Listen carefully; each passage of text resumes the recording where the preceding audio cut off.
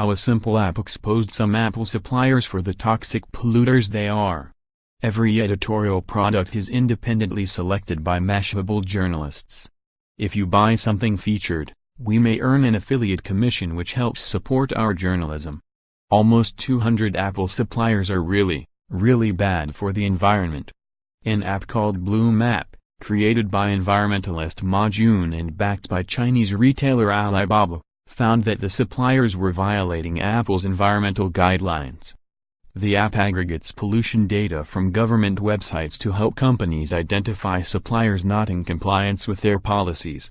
Ma claims his app identified 830,000 cases where companies were polluting excessively or falsifying emissions data, across thousands of parent brands.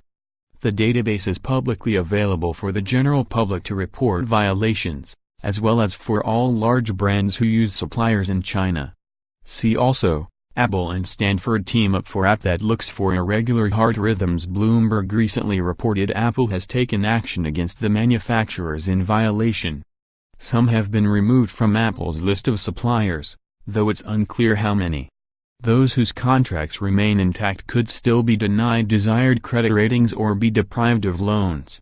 Companies can often more effectively deter pollution through these mechanisms, Ma told Bloomberg, than by seeking environmental recourse from the Chinese government, which has historically been reluctant to crack down on big tech manufacturers.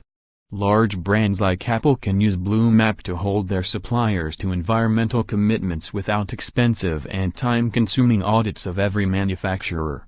It's not surprising that Apple took these actions. The company has made large strides in renewable energy. In the past few years, it has championed a number of green initiatives, including bond offerings on wind and solar power plants and energy-efficient buildings, a pivot to become 93% reliant on alternative energy, and a program, called Liam, that uses robots to disassemble and recycle iPhones. But the company certainly still has work to do.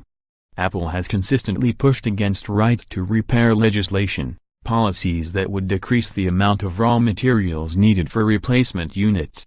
The company has also opposed measures to reward the production of smartphones with removable batteries, which some of its competitors backed. And while it's up to the government to set environmental standards, it's relatively easy for big companies to ensure those standards are favorable to them given their lobbying power. So getting suppliers to comply with Apple's standards is an important victory, but it's equally important to keep in mind the whole picture and not just a single part of it. Big tech companies aren't the only ones who can benefit from Blue Map.